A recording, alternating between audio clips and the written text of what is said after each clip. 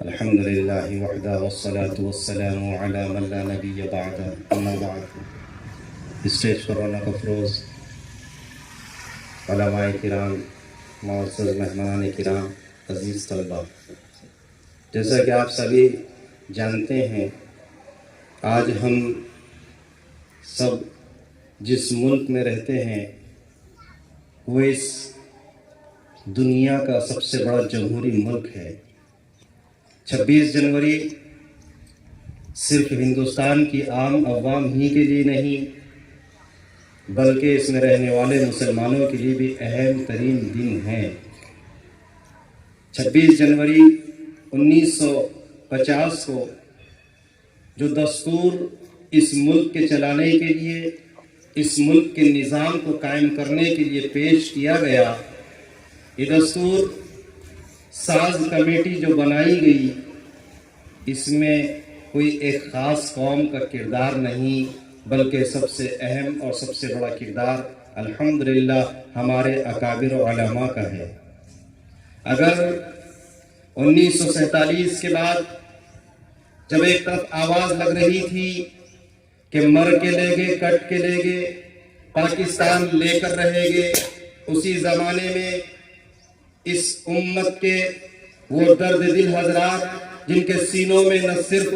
مسلمانوں کے لیے بلکہ پوری انسانیت کے لیے دل دھڑکتا تھا، وہ لوگ کوشش کر رہے تھے کہ او پاکستان جانے والوں، او کلمے کے بنیاد پر زمین کو الگ کرنے والوں، ذرا سوچو تو صحیح، ان لاکھوں مساجد کا کیا ہوگا جو اس زمین پر تم چھوڑ کر جا رہے ہو؟ ان ہزاروں مدارس کا کیا ہوگا جو اس زمین پر تم چھوڑ کر جا رہے ہو؟ ان لاکھوں کروڑوں بے سر و سامانی کی حالت میں بسنے والے مسلمانوں کا کیا ہوگا جن کو تم اس ٹکڑے پر چھوڑ کر جا رہے ہو؟ او اپنے مفاد کے لیے لڑنے والے لوگوں، سنو، یہ ملک نے، اس ملک کو جو آزاد کیا گیا ہے، اس میں تمام قوموں نے مل کر اپنی جان کی، مال کی قربانی دی ہے۔ یہ ملک آزاد ہوا ہے، یہ محبت کی سرزمین ہے، یہ اتحاد اتفاق کی سرزمین ہے، یہ دنیا کی وہ پاکیزہ سرزمین ہے جہاں پر مختلف مذاہب ایک سنویدھان، ایک آئین، ایک کانسٹیٹیوشن کے تحت رہتے ہیں، جہاں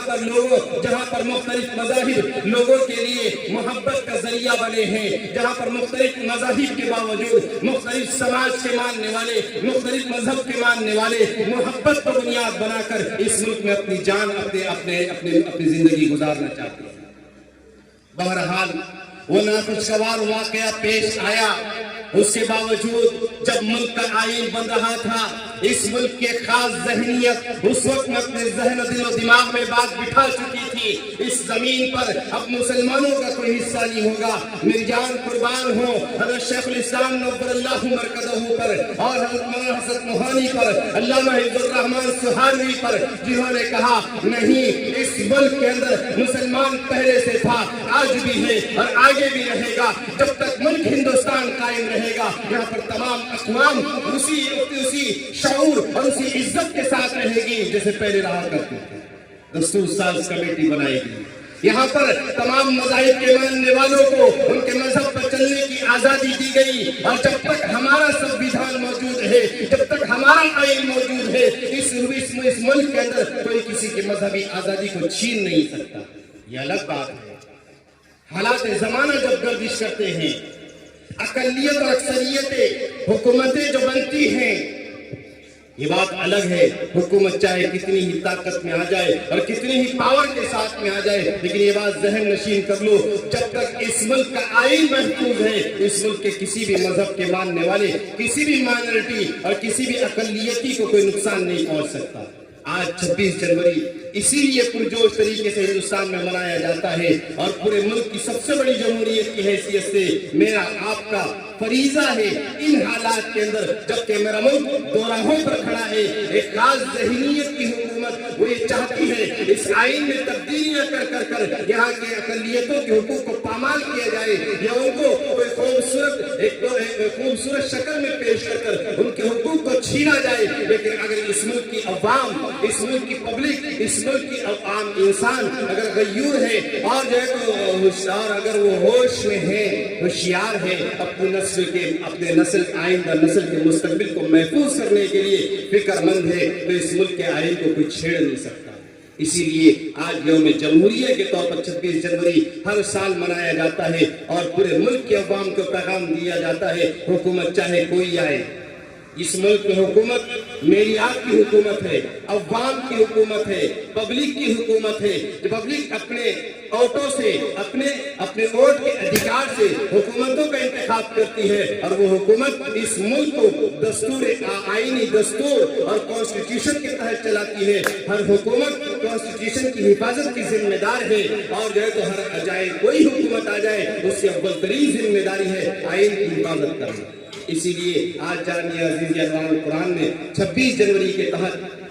یوم جمہوریہ کی اہمیت کے لیے اور عوام الناس کو اس بات سے روشناس کرانے کے لیے کہ 26 جنوری میں ہمارا کیا کردار ہے، اور 26 جنوری خاص طور سے ان حالات کے اندر ہم تمام